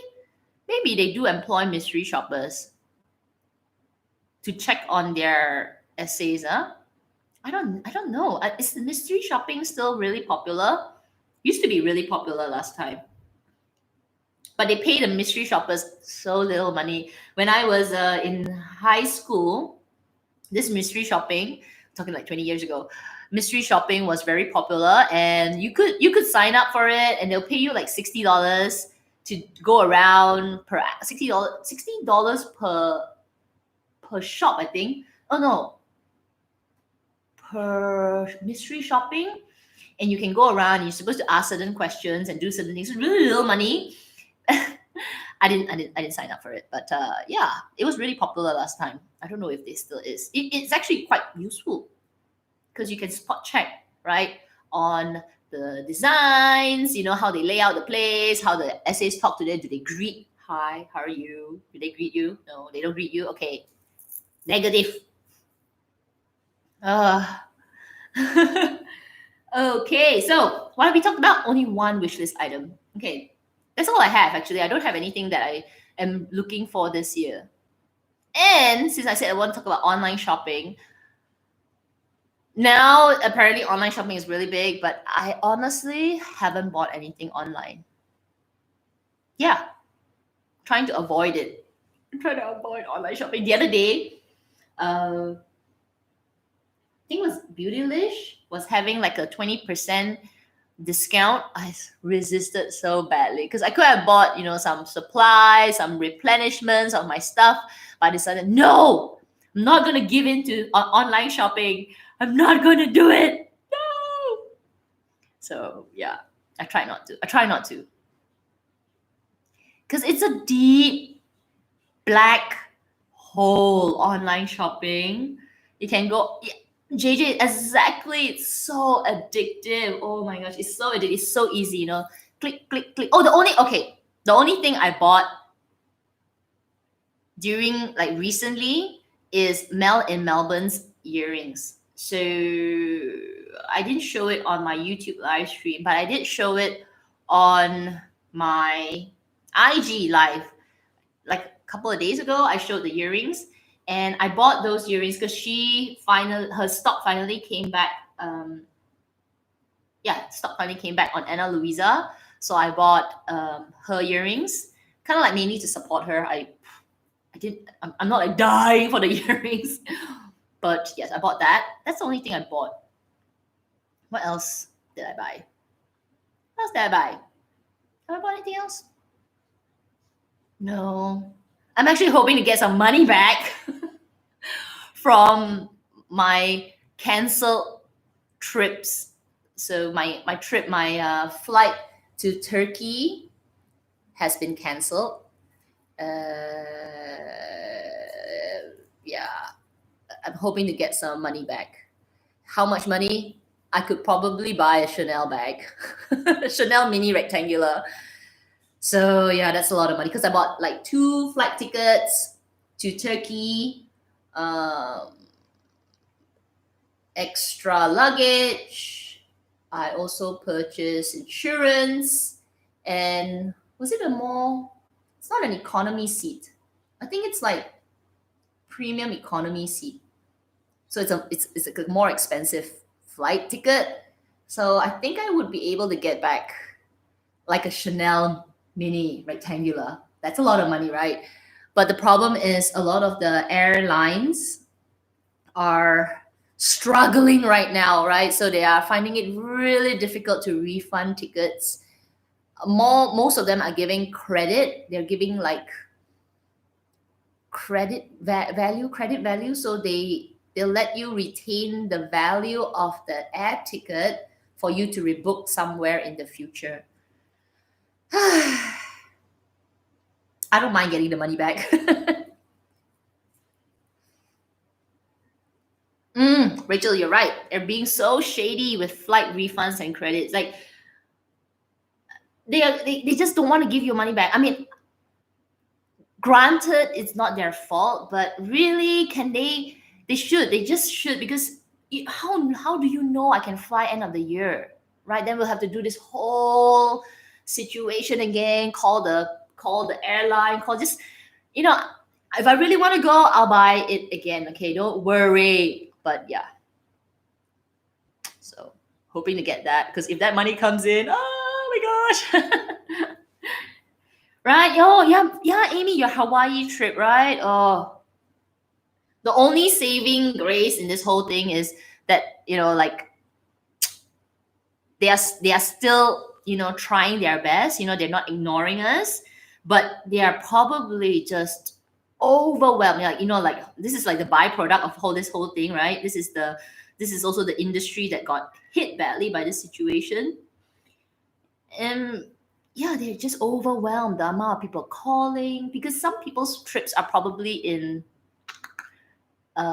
maybe September, and then you're thinking, oh, maybe it won't happen, so let's cancel the trip. But for the people that the trips are like now, April, May, they are just oh yeah, Amy, you're right, they just give you the credit option. Here, let me tell you, I had one day, I think last 2 weeks, in one day I had 4 emails on just one airline, and like another 6 emails from another airline, because I buy a lot of flight tickets.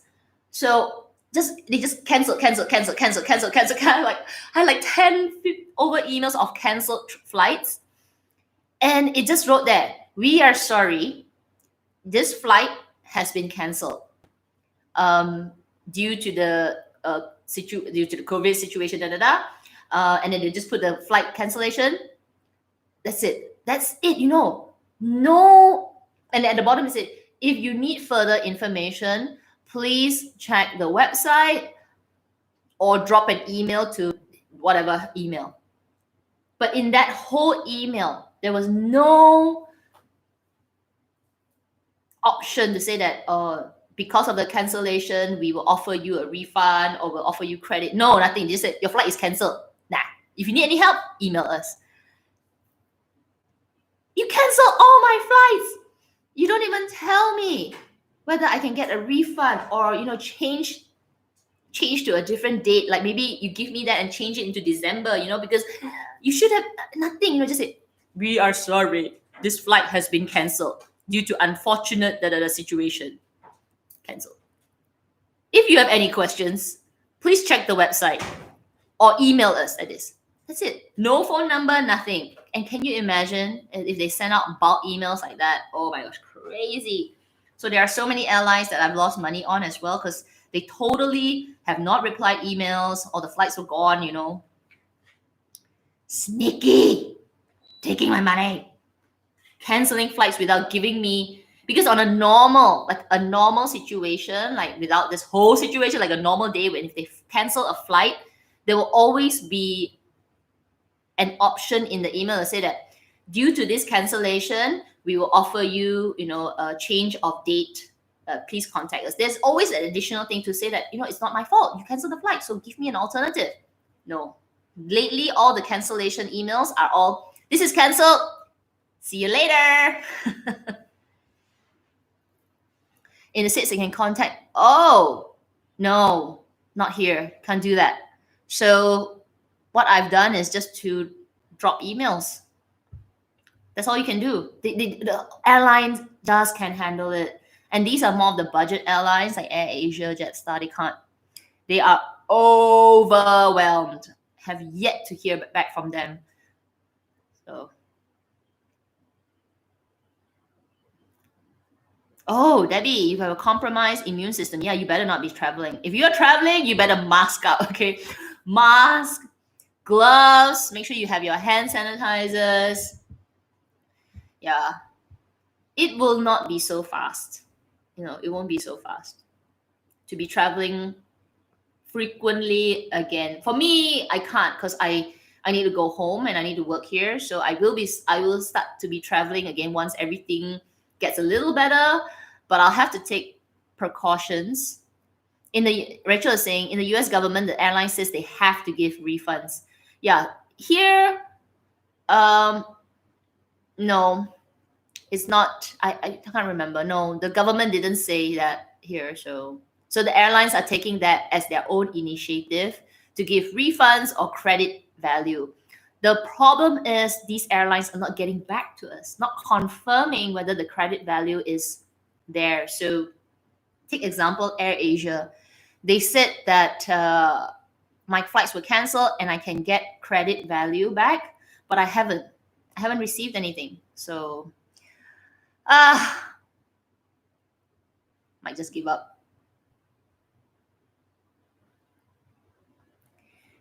They haven't. Yeah, I've got 2 airlines that haven't reverted to me. I received refund for one airline already. I have 2 airlines that have yet to, have not heard from them. So I don't know. I'm so sick of it. I honestly, just get your plane started again, and I'm just cool. Just forget it. Just get the economy back, okay? Never mind. Consider it my donation to you, and just get moving again. Okay, get moving again because I can't take it anymore. Take my few $100s, like, come on. Ugh, I can't. Because the longer they stall and like put all the planes on the runway parking, the longer this is gonna take to recover. So, dudes, we gotta get moving because this is getting old. This whole thing is getting old. All right, we are at 1 hour 45 minutes. You people are terrible. No, yo. Am I so generous? It's not generous. It's not generous. It is like I'm resigned to it. I'm like, okay, what can I do? If they really, I'm not the only one that is fighting for the money. I still bug them, but very hard, very, very difficult. So I'm still chasing, but it's a big challenge. In fact, I've got one more flight that I need to check. Okay, this whole situation is, I don't know about the States, huh? I heard it's gonna be until 4th of May, something like that, the whole lockdown in the States. Here, the lockdown in Singapore is going to be until lockdown. I'm using very loosely, lockdown. It's going to be until the 5th of May. In Malaysia, it's going to be until the 28th of April. So, fingers crossed. Okay, come on. I'm so bored of this. first thing that I think we talked about it last week. We said the first thing that we want to do after all of this, like for me, I really, really want to plan a holiday, like a proper one. Maybe not like in June or July. I'm gonna go like, we're talking like December. Okay, we want to plan a holiday in December. I think it's far enough into the future that I feel, yeah, need to go for a holiday, like a break. Get out of here. Oh my gosh, I gotta get out of here. Milaki2 says it will vary state by state. It's different for each state. I've been watching like CNN. There's this guy, what's his name? The governor, governor of New York? Is it Cuomo? We're not talking politics, yeah. We just say governor of New York and his brother. The brother got infected with the virus, Cuomo, yeah. And they have like they have a split screen interview with the brother and the both brothers. It's kind of funny, yeah. It's kind of funny, quite cute. The younger brother is constantly teasing, like disturbing the older brother with all kinds of things. And like the governor is trying to maintain like his demeanor of being like, so I'm the governor. Don't show family photos. And then the younger brother's like, I'm showing family photos. Yeah. He goes, I'm not pleased. He's like, you're embarrassing me. Stop it. But he doesn't want to say that, right? It's kind of funny. It's a break from all this bad news, doom, gloom. And he's like so serious. The younger Chris Como. They're hilarious. For the love of the bags, Disney Cruise said that they will give us a refund, or if we take credit, we'll get 125% of value. Wow, I'll take that. Yeah, I take that.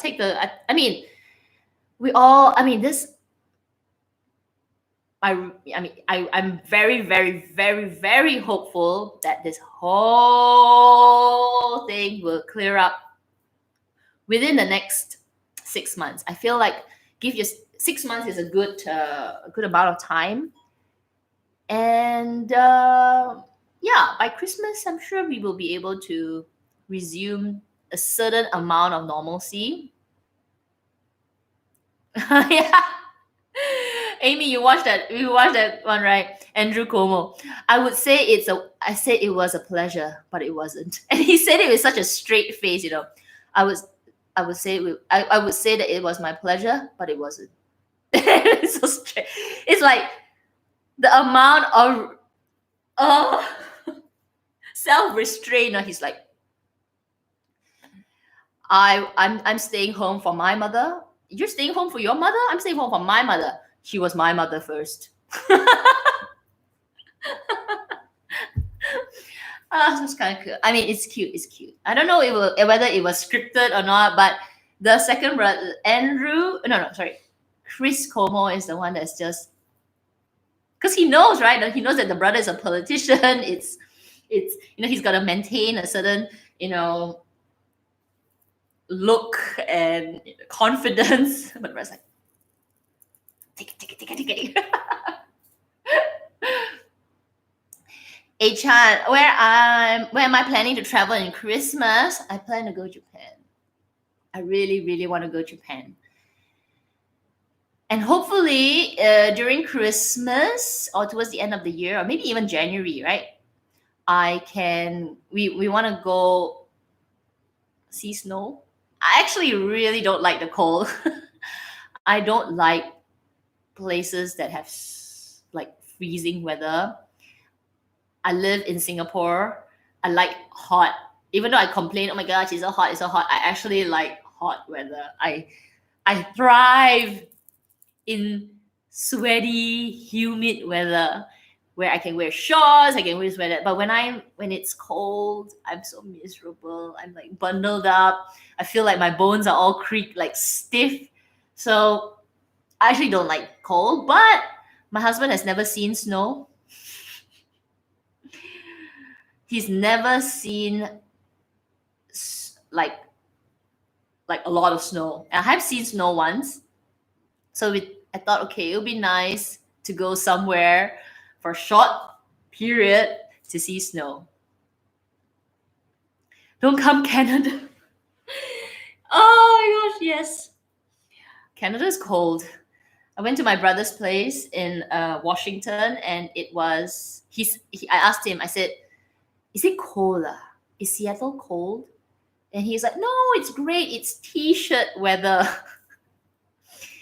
It's t-shirt weather. Okay, he said it's t-shirt weather. And I'm like, t-shirt weather. What's the Celsius? How many? He said, oh, it's in the 20s, early 20s, like 20s, teens. 20s, teens, 18, 19. I'm like, I think that's okay. T-shirt weather. I kind of trust my brother. No. 18, 19, 20, 21 Celsius. It's cold, okay? That's not t-shirt weather. That's sweater. That's long sleeve. That's leggings. That's 2 pairs of pants for me. So when I was in Washington in t-shirt weather, I was miserable. Okay, I was like, God, it's so cold. I'm dying. Can you turn up the heater? It's so cold. No. 18 is cold. My gosh, no, I can't. Yeah, that t-shirt weather. Lie. He lied to me. It's so cold. Even my husband and I were like, wear pants, bundled up. T-shirt weather is this weather. 30, 31, 29, 34, sometimes reaching 38 degrees. Like, I'm sweating. That's t-shirt weather. 18 is not t-shirt weather. So yeah, so we're gonna go shirling t-shirt weather. So if we're gonna go to Japan, where it's negative, I don't know. My heart says go, but my brain says, are you sure? Are you sure, Kat? 1-2 weeks in that kind of weather. Debbie, 31 degrees is nude weather. I know. It's my birthday suit.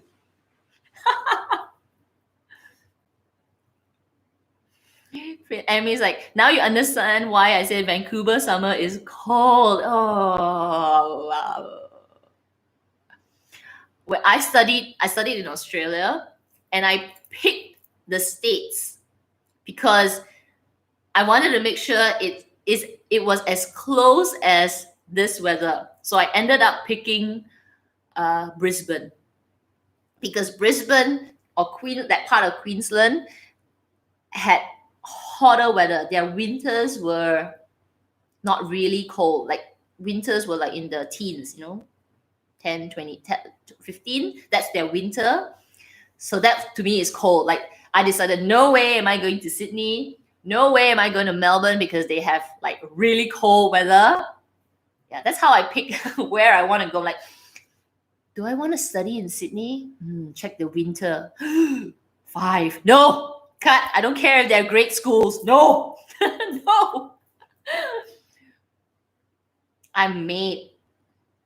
My genetic make is for hot weather.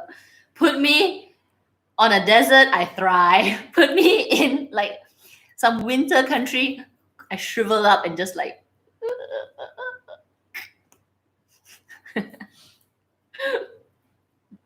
Yeah.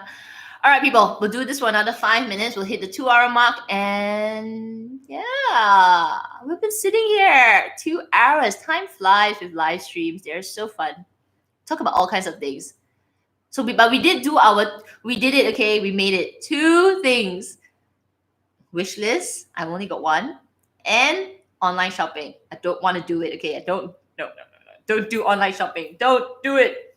And we must say that if you can, go and eat at your mom and pop shop, your local neighborhood shop, especially now they really, really need our support to keep going with the business. You know, I know we're all cooking more at home, we're trying to save money. But you know, honestly, I don't cook so much. I rarely cook, but groceries are not cheap, huh? Grocery shopping is actually, groceries are expensive. Groceries are like, eh, I don't know. Maybe I'm not buying it right, but they're not cheap. I'm not saying they're expensive. Obviously, they're more healthy than to eat outside, but it is definitely a different kind of expense. Chris, Krista says, I've been grabbing hard to get LV items back. No! Actually, right now, if you look online, like if LV, like if there is something that you want and you can afford it right now, go ahead. Because a lot of the LV items are going online. I saw a few the other day. Was it last week? I think it was last week. I actually saw the Speedy Nano bag on the LV website. Like for a moment, you know, it was like a split second. You know the Speedy Nano, the small little Speedy Nano, and it was add to cart. I couldn't believe it. I was like, what? Add to cart? And then I refreshed the page and it was gone. So there are people who are actually stalking the website for hard to get items. I think it's very clever because now is the time. Then you don't have to go through the whole like buy one item to get one item. So if you came in a little bit late, we were talking about that LV's new tactic. Some, not all. Okay, some. And I don't know whether it's just a few bad fruit, but about LV making you buy something to get something. Oh my gosh. No, Chan, I didn't get the LV Nano. It was so fast. I was just scrolling like all the handbags. And I'm like, oh, that's cute. Then I clicked on it, and it was add to cart. Like, add to cart. No, are you sure? What? That's a trick. Then I pressed add to cart. It went add to cart, and I was like, what? It's in my cart. And I don't know why. I took a few more extra minutes. I was like, no, that's a lie. That's a lie. Then I just played around the app a little bit. I refreshed it, and it was out of stock. I'm telling you, people are stalking those sites for all these unicorn pieces. And yeah, good time to look. If you really been wanting it, go and get it. What else? What else is unicorn pieces? The pochette accessoire. That's another one that has been apparently coming online. Mini pochettes as well. I heard. I haven't seen, but I heard. What else? There are a few things that are coming online lately. You can add the bum bag. Really? What? You can add the bum bag now? Really? Not that I want it anymore. I sold it, but really, let's take a look. Let's take a look. LV. So yeah, people, if you are looking for something now, online. For that. Though I don't encourage online shopping. Oh my gosh! Look! It's online. Let's add to cart. Add to cart. Trying to add to go to cart. Really? Oh my gosh. Go get it, people. It's online. The bum bag's online. If you want it, go. That putting LP putting. All this apparently so hard to get right now. Add to cart. Palm Springs Mini as well. Okay, we got one more minute. Let's take a look at Palm Springs Mini. No. Palm Springs. Okay, let's take a look. Nah. Call for availability. Some stuff.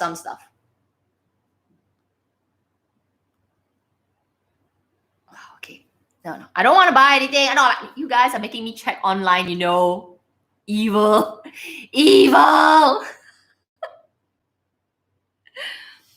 Anyway, people, thank you so much for joining today's long, funny live stream. I hope you guys enjoyed it. I hope it was a little break from today, break from yesterday. Y'all take care. Okay, take care. Make sure you wash your hands. Stay home as much as you can. We need to. I know it's so boring to say flatten the curve. Like, boring. Just get over with it, right? Just get over. We don't want to talk about this anymore. Like, anyway, I have a few videos coming up next week, talking about a wish list. Yeah, so I'll go into the detail of a few wish list items. So that's next week. That's next Tuesday, and I've got a video coming on Friday. We have live streams. We're still going to this live streams until whenever. Yeah, until whenever. So anyway, take care. Good night. Do whatever you need to do today, and yeah, I'll see you in my next video. Bye, people. Bye.